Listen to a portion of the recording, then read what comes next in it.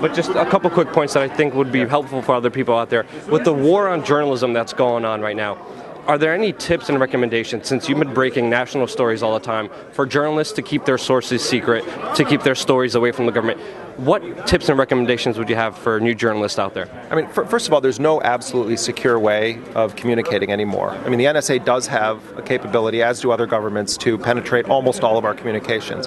But at a bare minimum, journalists should be using encryption and regularly changing their keys on the encryption.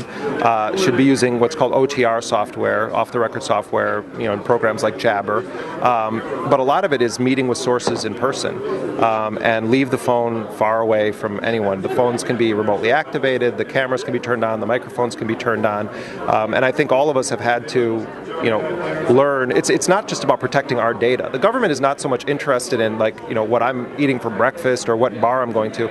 They want to know who are you talking to that's giving you information. So largely what they're trying to do is track the metadata of journalists to figure out who's talking to them from within the NSA, the CIA, the military, Capitol Hill State Department, so they can go after those people. We saw this case with the Associated Press, where they basically, seized the phone records of the journalists who were doing the most aggressive reporting on the CIA, and they went after their source, and it resulted in an indictment of an FBI official who had given them information. So, in some countries, the war against journalists is, bumping journalists off.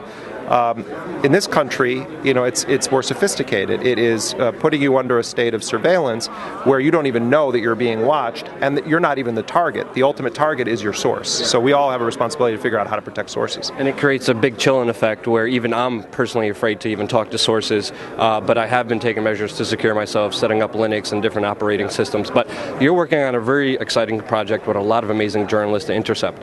What's the mission? What do you guys hope to accomplish in the following years? Yeah. I mean, Glenn Greenwald and Laura Poitras and myself all believe that good journalists should have an adversarial posture toward the state, meaning that, it's the sort of famous I.F. Stone quote, governments lie. And I think that should be the presumption when any journalist is dealing with those in power, that what they're trying to do is to spin you. They're trying to push an agenda. And so, our goal with this media outlet is to hold those in power accountable, not serve as lapdogs for them, not seek the permission of the White House on what stories to publish and not publish, as the New York Times and other outlets have, and to have a media organization that is largely driven by journalists, and with the goal of providing, to borrow a phrase from the military, actionable intelligence to people, so that they can take that information and make informed decisions about what policies to support or oppose or what kind of actions they want to take. We're going to hit stumbling blocks. I'm sure we'll mess up at times, but the goal of it really is to build a truly adversarial media outlet with regard to the state's violations of the First and Fourth Amendments primarily. No one is perfect. We all make mistakes, but you guys are willing to admit the mistakes, which I appreciate. I'm very excited about the project. I'm not going to take any more of your time. I know you got a million things going on, but I really, really appreciate it. Awesome.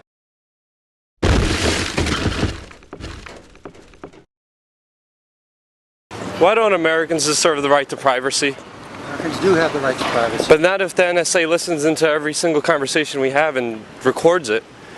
That's simply not true. 3 days after being sworn in, he authorizes his first lethal drone strike in Pakistan, and it actually killed a number of civilians. 10 civilians die for every one suspected militant from U.S. drone